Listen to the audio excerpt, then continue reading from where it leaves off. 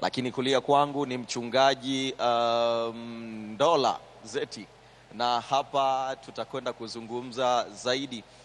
Lakini ninatambua nyuma ya kamera tunaye RJ, lakini kwa upande wa mwanga tunaye Mkolo, na hapa kushoto kwangu tutakwenda kufahamu kutoka kwake ya kwamba ni kwa nini aliamua kuruhusu matangazo haya kuruka katika eneo lake hili la kazi. Habari, unaitwa nani? Unaitika? Naitwa Mary Makundi. Mary, ukiwa naongeza sauti yako, ni kwa nini uliamua kutoa eneo hili kwa ajili ya watu wa Mungu kama hawa? Niliamua kufanya hivyo kwa sababu kwanza kabisa mimi mwenyewe najua bila Mungu hakuna chochote. Kwa hiyo nikaona ni sahihi kabisa kuwakaribisha, kwa sababu unajua kuna watu wengine wanaona tayari wamesha kengeuka. Kwa hiyo kuwarudisha kwa Mungu pale na wenyewe ni thawabu. Kwa hiyo ndio maana nilikubali, nikasema wakae wao wanaangalia kipindi.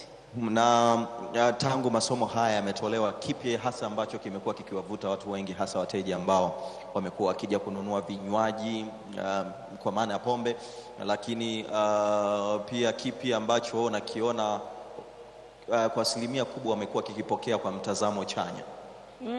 Kwa kweli vipindi vingi vinavyorushwa kwanza kabisa vinawashawishi watu kutoka kwenye hiyo pombe ambayo unakuta sasa hiyo mtu amekaa anaitumia, lakini kuna mtu anataka kutoka pale lakini anashindwa.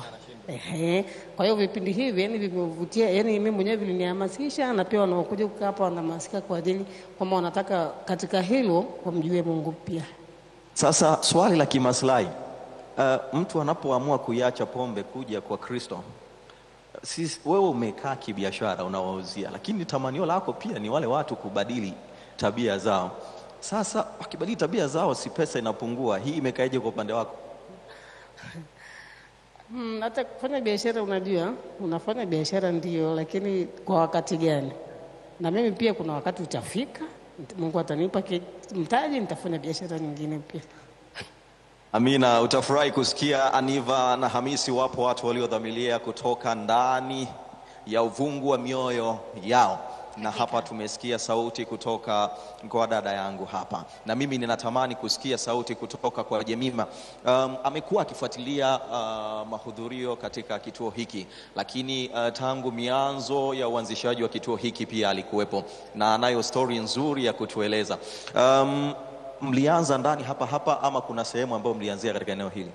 Tulianzia sehemu nyingine pembeni pale kwa Mama Neema, kuna kituo pale, ndio tulianza siku ya kwanza, lakini siku ile TV ikaharibika kabisa, mpaka leo haifai kabisa. Tukaleta mafundi, pigwa show, hatujui kilichotokea, ilizima tu mpaka leo, mpaka wale vyote vikashindikana. Na ninatambua pengine mlikuwa na vituo zaidi ya kimoja, na kwenye hiki kituo baada ya TV kuungua, ilikuwa ni TV yenu ama ni TV mlikuwa mmeazima, na mliwezaje kuja sasa kwenye TV ya dada hapa? Hapana, ilikuwa ni TV ya kwao. Tulivyoona kule mambo yameharibika, tukahamia huko. TV ya kwake, kila kitu cha kwake. Sasa mliilipa iliyopasuka? Hapana. Alisamehe na ameagiza nyingine mpya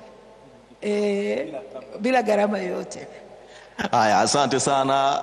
Yupo anayewapa, lakini yupo anayevichukua, na yupo ambaye tena atawapatia kwa wakati unaofaa. Amepatiwa TV na ameagiza, tunasubiri tena ifike kiwe kituo kingine. Na hapa kulia kwangu ni mchungaji Ndola, na huyu ninatamani kusikia kutoka kwake, pengine msukumo wako kuanzisha kazi ama kuanzisha kituo katika maeneo kama haya ni ipi? Ya maeneo kama haya ni maeneo ambayo yana watu ambao Yesu aliwafia, na kwa kweli wanahitaji ujumbe utakao wasogeza kwa Kristo na kuacha tabia ambazo si chanya katika maisha yao. Kwa hiyo tumekuwa tuna hamasa ya kuona mahubiri haya yanaruka na kuwafikia watu katika maeneo yao kama haya. Maana wakati mwingine sio rahisi hawa watu kuwachukua na kuwapeleka kanisani, lakini wakiwa kwenye maeneo yao inakuwa rahisi kupokea ujumbe wakiwa wanaendelea na taratibu zao za kawaida. Naam, kabla hatujarejea ninatamani kusikia, na pengine mlikuwa na vituo vingapi katika maeneo haya? tulikuwa na vituo zaidi ya 4. Kuna maeneo mengine yalianza vizuri, lakini wakati fulani wakikosa msimamizi wanarudi kule kwenye vipindi kwenye taratibu zao. Kwa hiyo changamoto imekuwa wakati mwingine ni kwa sababu usimamizi ni changamoto kulingana na mazingira, lakini pia wao wenyewe kulingana na wateja. Wakati fulani wakishachangamka baada ya kupata 2-3 wanaona kana kwamba hivi navyo vinawakosesha mambo yao walioyazoea. Zipo changamoto nyingi, vipo vikwazo vingi, lakini watu wa Mungu wamenuia, gurudumu litasonga. Aniva na Hamisi, ninatambua muda si rafiki, pengine kitu mnatamani kukisikia? Ninatamani utupelekea ujumbe wa upendo kabisa kwa dada Mary na pembeni Jemina, bila shaka waambie wako salama mikononi mwa Mungu aliyemchagua. Ujumbe kutoka kwa watu wa Mikocheni, watu wa Magomeni, wanasema msiwe na shaka, msiwe na hofu, Mungu anawapenda, nasi pia tunawapenda. Aniva pamoja na Hamisi. Naam. Ninatambua nilivyokuwa Dodoma kwa marafiki wengine juma lililopita, walinipatia zawadi ya zabibu kuwaleteeni, na kwa sababu nilikuwa katika mazingira hayo. Naam. Sasa katika mazingira haya mtahitaji kweli? Tunahitaji zawadi. Zawadi haikataliwi Kija. Zawadi haikataliwi. Ndio. Sasa kuna vingine havibebeki. Utamletea Aniva.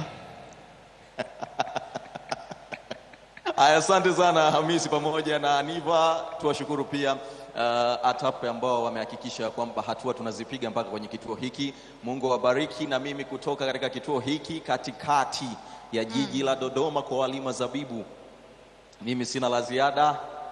Kwako Hamisi na Aniva. Asante sana Kija. Asante. Waswahili husema moyo huandika barua ambayo inasomwa